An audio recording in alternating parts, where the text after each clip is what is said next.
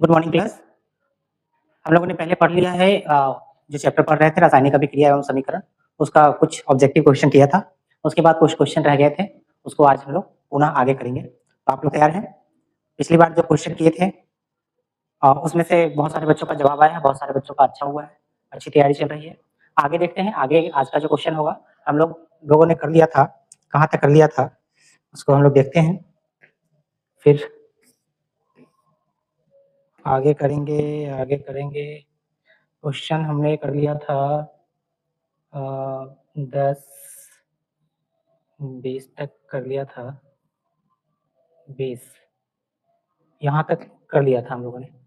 समीकरण के बाएं एवं दाएं दोनों ओर प्रत्येक प्रकार के परमाणुओं की संख्या समान है, यह समीकरण क्या कहलाएगा? तो इसका आंसर हम लोगों ने पढ़ा था। इसका आंसर था क्या था? ये जो समीकरण कहलाएगा वो कहलाएगा संतुलित समीकरण। संतुलित समीकरण।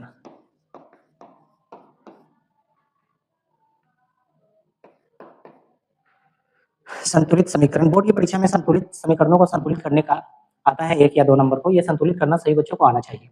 अगर आपको संतुलित करना नहीं आता है तो फिर उसे सीखना पड़ेगा। संतुलित करना आना चाहिए। देखिए अगला सवाल आ गया, निम्नलिखित में कौन सी समीकरण संतुलित है, सॉरी असंतुलित है। यहाँ में क्या बताना है? असंतुलित समीकरण को बताना है, मतलब कि बैलेंस्ड अनबैलेंस्ड समीकरण को बताना है। असंतुलित अनबैलेंस्ड इक्वेशन को बताना है कि इसमें से अनबैलेंस्ड कौन है। तो जिसको समीकरण को संतुलित करना आता होगा वो आसानी से बता देगा, नहीं करने आता होगा तो फिर उसे सीखना पड़ेगा। देखिए संतुलित समीकरण को अगर संतुलित करने की बात करें तो संतुलित करने का हम लोग 2 तरीका से अपनाते हैं। एक तो होता है heat and trial method, heat and trial, तुक्का लगाना। दाएं तरफ कितना है, बाएं तरफ कितना है, कितने परमाणुओं की संख्या दाएं तरफ है और कितने परमाणुओं की संख्या बाएं तरफ है, इसको देख के एक अंदाजा लगा के हम लोग बैलेंस करने की कोशिश करते हैं, अंदाजा लगाकर। और दूसरा जो होता है वो होता है बीजगणितीय विधि, है ना, अलजेब्रिक मेथड।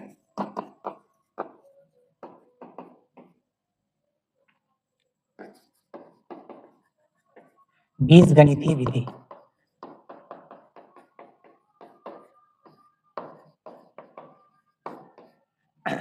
ये जो बैलेंसिंग का हिट एंड ट्रायल है, हिट एंड ट्रायल मेथड है, ये आपका सभी जगह काम नहीं आएगा। अक्सर जो आपसे जो पूछा जाएगा सवाल उसमें ये हिट एंड ट्रायल आ जाएगा, लग जाएगा, लेकिन कभी कभी क्या होता है कि हिट एंड ट्रायल मेथड से हम लोग बैलेंस नहीं कर पाते हैं। तो उसके लिए फिर आता है हमारे पास क्या आता है, अलजेब्रिक मेथड आता है, बीजगणितीय विधि आता है। वो हम लोग आज सीखेंगे कि कैसे हिट एंड ट्रायल करें और बीजगणितीय कैसे करें। पहले हम इस समीकरण को देखते हैं, इसमें से असंतुलित समीकरण कौन है?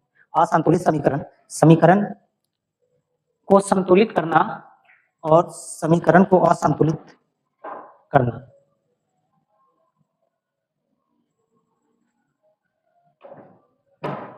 तो सबसे पहले तो हमको ये पता होना चाहिए कि समीकरण को संतुलित करना जरूरी ही क्यों है ना। याद रखिएगा, समीकरण को संतुलित करना क्यों जरूरी है? तो समीकरण को संतुलित करना, समीकरण को संतुलित करना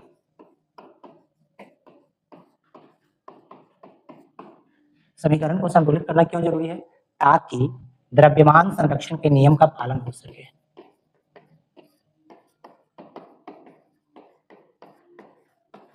द्रव्यमान संरक्षण के नियम का पालन, क्योंकि किसी भी रासायनिक अभिक्रिया में जितना अभिकारक होता है उतना ही उसका प्रोडक्ट आना चाहिए, प्रतिफल भी उतना ही आना चाहिए। अगर अभिकारक समीकरण में भाग लेने, अभिक्रिया में भाग लेने वाले तत्वों की संख्या या यौगिकों की संख्या या यौगिकों की मात्रा अगर ज्यादा है और उसका प्रतिफल कम आएगा तो ये द्रव्यमान संरक्षण के नियम को फॉलो नहीं करेगा। इसलिए हमें क्या करना होता है, समीकरण को, किसी भी रासायनिक समीकरण को बैलेंस करना जरूरी होता है। हमें यहाँ देखना होगा कि बैलेंस है या नहीं है। सवाल क्या था, निम्नलिखित में कौन समीकरण असंतुलित है? असंतुलित का मतलब है कि जितना उसका इस एरो के बाएं तरफ परमाणुओं की संख्या दाएं तरफ के परमाणुओं की संख्या के बराबर अगर नहीं होगा तो वो असंतुलित हो जाएगा। चेक करते हैं यहाँ पे, देखिए यहाँ पे हाइड्रोजन कितना है, हाइड्रोजन 2 है, इधर भी हाइड्रोजन 2 है, सही है। क्लोरीन की कितना है, इधर क्लोरीन 2 है, इधर भी क्लोरीन 2 है। मैं इसको थोड़ा सा मिटा देता हूँ और फिर अच्छे से इसको करते हैं, ठीक है।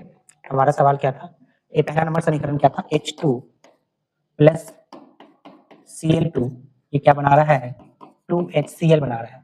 हम देख सकते हैं इस समीकरण में इक्वल साइन के लेफ्ट साइड में हाइड्रोजन 2 है, राइट साइड में भी हाइड्रोजन 2 है, लेफ्ट साइड में क्लोरीन की संख्या 2 है, इधर भी क्लोरीन की संख्या 2 है। इसका मतलब ये बैलेंस्ड है, ये समीकरण संतुलित है। दूसरा समीकरण क्या था? 2KClO3, ये क्या बना रहा है? 2KCl plus 3O2।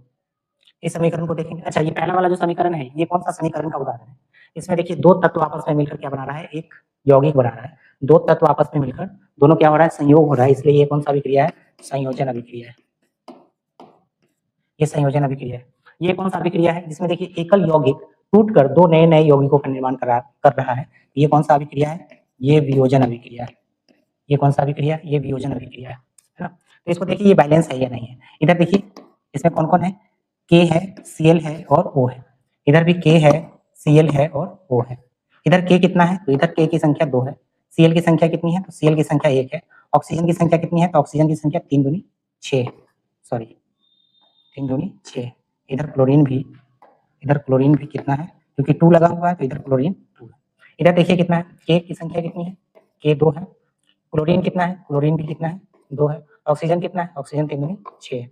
तो जितना परमाणु इधर है उतना ही परमाणु इधर भी है। इसका मतलब ये हुआ ये भी बैलेंस्ड है, ये भी बैलेंस है, ये भी बैलेंस है। आगे हम लोग देखते हैं। हमको क्या चेक करना है कि कौन संतुलित नहीं है, कौन बैलेंस्ड नहीं है ना। तो हमको अनबैलेंस्ड को निकालना है। हमने देखा कि ये भी संतुलित है और ये भी संतुलित है, दोनों संतुलित है, दोनों संतुलित है। अगला देखते हैं, अगला क्या है? PbNO3। PbNO3 इसका क्या नाम होगा, कोई बताएंगे? PbNO3 का क्या नाम होगा? ये टूट कर क्या बना रहा है? PbONO2 और O2। हमने पिछली बार सवाल पढ़ा भी था कि जब लेड नाइट्रेट को गर्म करते हैं, लेड नाइट्रेट को गर्म किया जाता है तो क्या क्या प्रोडक्ट बनता है। तो मैंने बताया था कि जब लेड नाइट्रेट को गर्म करते हैं तो नाइट्रोजन डाइऑक्साइड और ऑक्सीजन निकलता है। लेड नाइट्रेट को जब गर्म किया जाता है तो नाइट्रोजन डाइऑक्साइड और ऑक्सीजन निकलता है। वो सवाल यहीं पे आ गया समीकरण में, ठीक है। तो इसका क्या नाम आता है? इसका नाम क्या होगा? इसका नाम होगा लेड नाइट्रेट। Lead nitrate. देखिए ये कौन सा समीकरण है? अगर समीकरण से पूछा जाए ये कौन सा समीकरण का उदाहरण है? संयोजन है, वियोजन है, द्विविस्थापन है, विस्थापन है, एकल विस्थापन है, प्रकाश अभिक्रिया है, कौन सा अभिक्रिया है? तो आप देख रहे हैं यहाँ पे ये एकल यौगिक टूटकर नए नए यौगिकों का निर्माण कर रहा है। इसका मतलब क्या हो रहा है? इसका वियोग हो रहा है, इसका विघटन हो रहा है। इसका क्या हो रहा है? विघटन हो रहा है। तो वियोजन अभिक्रिया बोल सकते हैं, वियोजन, वियोजन अभिक्रिया बोल सकते हैं, या इसको क्या बोल सकते हैं? अपघटन, अपघटन अभिक्रिया। एक इसका एग्जाम्पल है, तो ये अपघटन का है। लेकिन हमको यहाँ पे बताना है कि बैलेंस्ड है या नहीं है। तो बैलेंस के लिए हम लोग चेक करेंगे, इधर पीबी कितना है? पीबी 1 है, इधर भी पीबी 1 है। इधर नाइट्रोजन कितना है? नाइट्रोजन इधर 2 है। नाइट्रोजन कितना है? 2 है। इधर नाइट्रोजन 1 है, इधर नाइट्रोजन 1 है ना।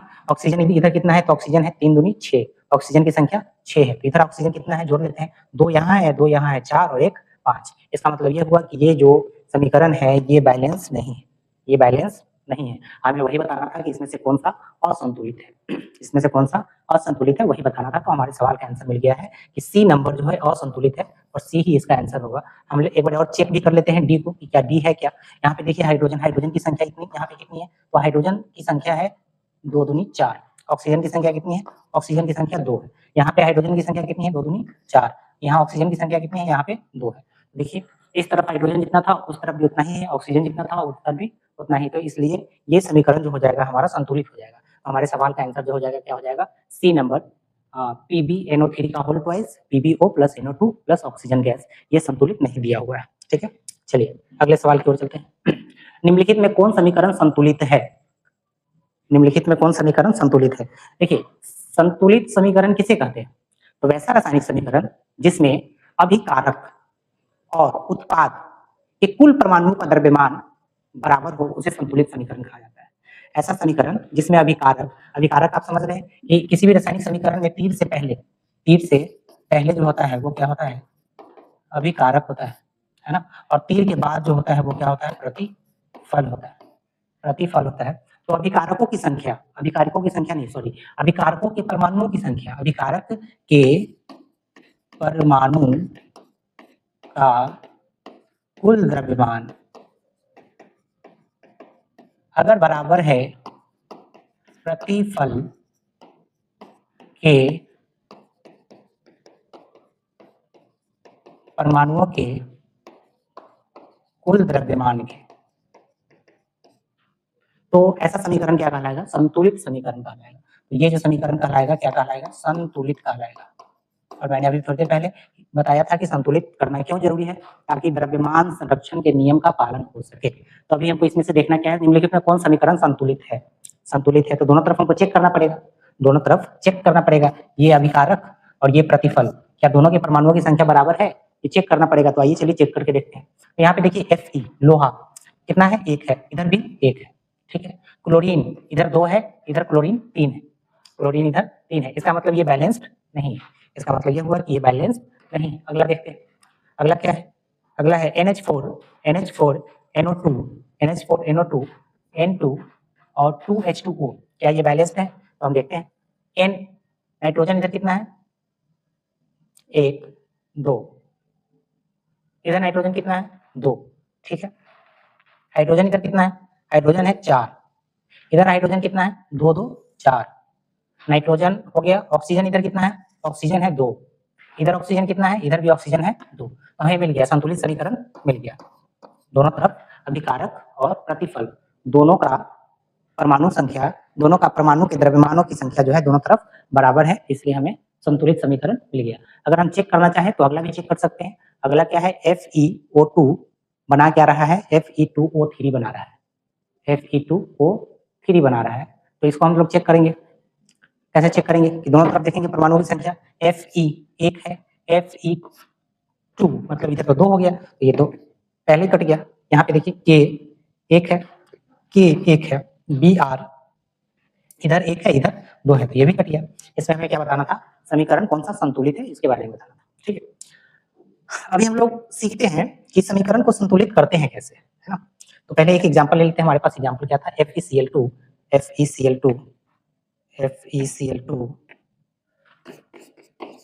Fe प्लस Cl2, ये क्या बना रहा था?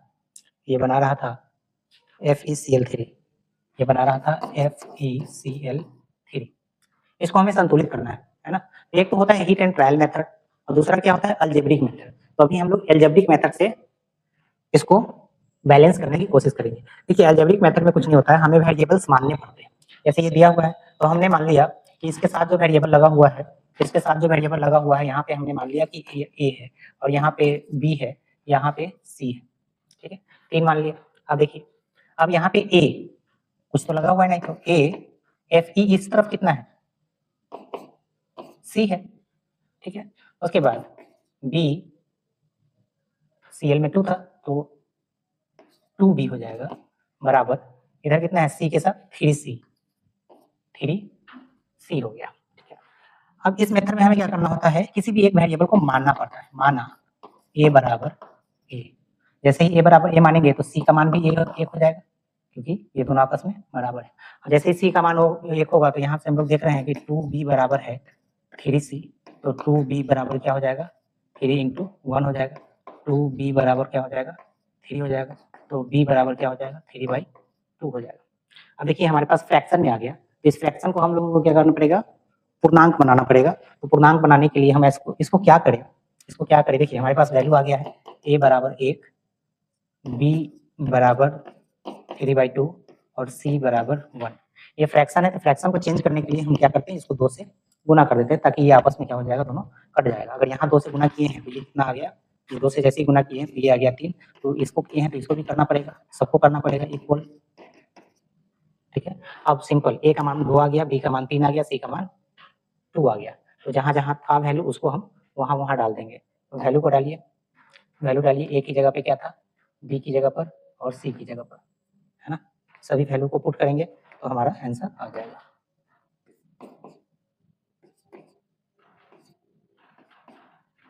ठीक है, वैल्यू को पुट करेंगे।